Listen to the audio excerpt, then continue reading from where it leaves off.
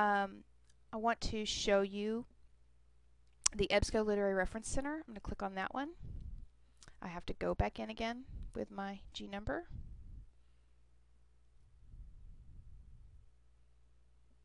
It's going to take a second.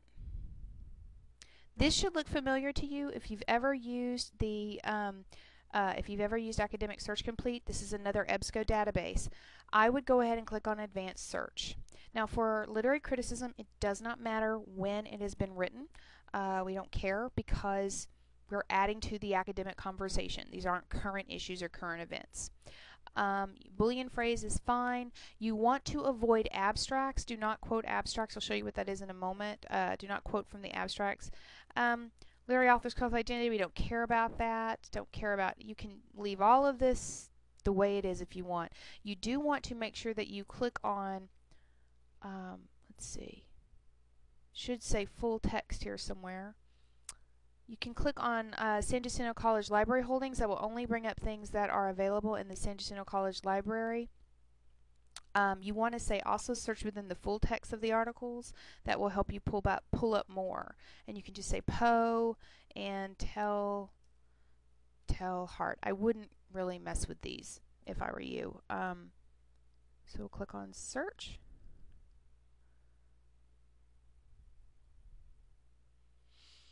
And as you can see on the left, I have biographies, literary criticisms, plot summaries. Avoid plot summaries, avoid reviews. These are not critical. You can look at the literary criticism. If we click on that, that should pull up only what is literary criticism. Now we went from 378 articles to 83. So there was a lot of stuff in there that was not critical.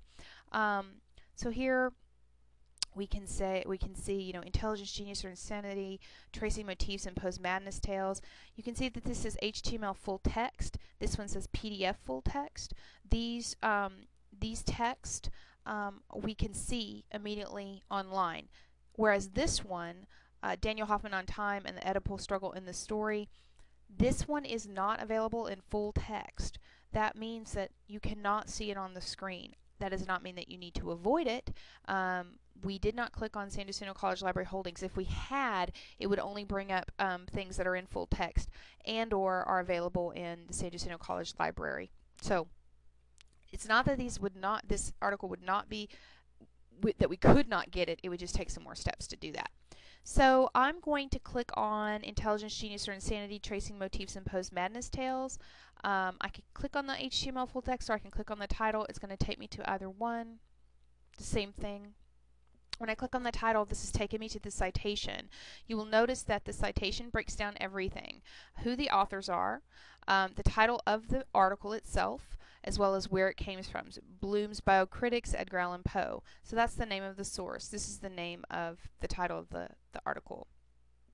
These are subject terms. I could click on these and these would take me to more articles related to those terms. This is the abstract, and it tells you in a little brief synopsis what the whole overall article is about. Feel free to read that. That will help you discern whether or not you want to use the article at all, but do not quote that in your literary critical essay. Don't quote that. That is not part of the article.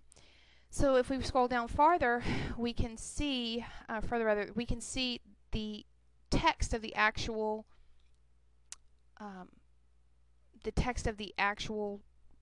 criticism.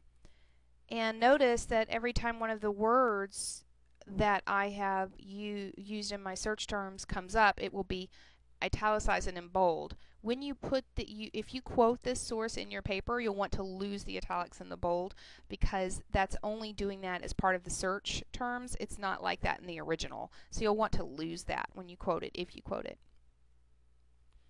Okay, and if I scroll to the very end, I can see the more information about, you know, who wrote this. The editor was Harold Bloom, and more information about the source itself and the people who wrote it. Now remember, with HTML, I do not know what pages this appeared on in the original, so in my in-text citations, I will not know what pages to quote if I use an HTML that's not available in PDF. Notice that it is 21 pages long on the original, and that it started on page 43 to 63 in Bloom's Biocritics, Edgar Allan Poe, and this was in 2002. Because of that, and because I only have it in HTML and I don't have it in hard copy, my in-text citations, if I were to quote this, would be Ruffner, Greenison, and Bloom.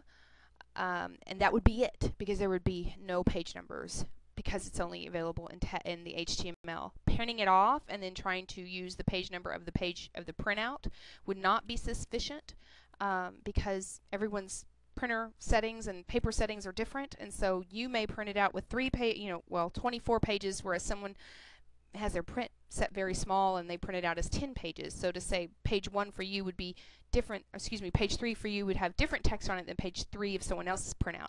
Therefore, because it's only an electronic you only had electronic access for this, then you would not have page numbers in your in-text or parenthetical citations. Your works cited entry you would, of course, but I'm talking about in the body of your paper. Okay, so let's look at one that, I'll go back to our result list. And here you can see one, a possible source for Poe's Telltale Heart and the Black Cat, a Shakespearean Echo in the Telltale Heart. Let's do that one, the Shakespearean Echo in the Telltale Heart. By the way, if you copy and paste this on your Works Cited page, that will not work. That will not count as a correctly formatted Works Cited entry. More on that in another film. You'll notice that this is a PDF full text file. I'll click on PDF full text. That will take me directly to the article itself. It will open up in the reader, PDF Acrobat Reader. If you don't have it, you can download this for free. This takes me directly to the actual, I'll zoom out a bit so we can see more. This will take me to the actual, I should say, a visual duplicate of what it looks like in the print of the hard copy of this actual article in the journal. If I were to print this, I would want to use this printer icon, not file print, because if I do that, I will get a bunch of blank pages. One little word here, if you do decide to print these out, which I am completely down with, notice that the last page is just the copyright notice. You don't need to waste ink or paper on that. You can tell it to print one less than the 4 pages, tell it to print 3, and then it will not print that last page. But I'm not done. You also need to look at the citation page. If I click on the citation here, it will take me back to that.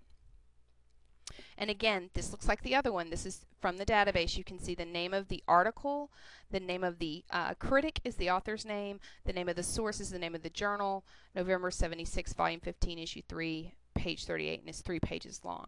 In another film, we'll talk about how do we translate that information into a works cited entry and correctly formatted. Okay, let's go back to my results list.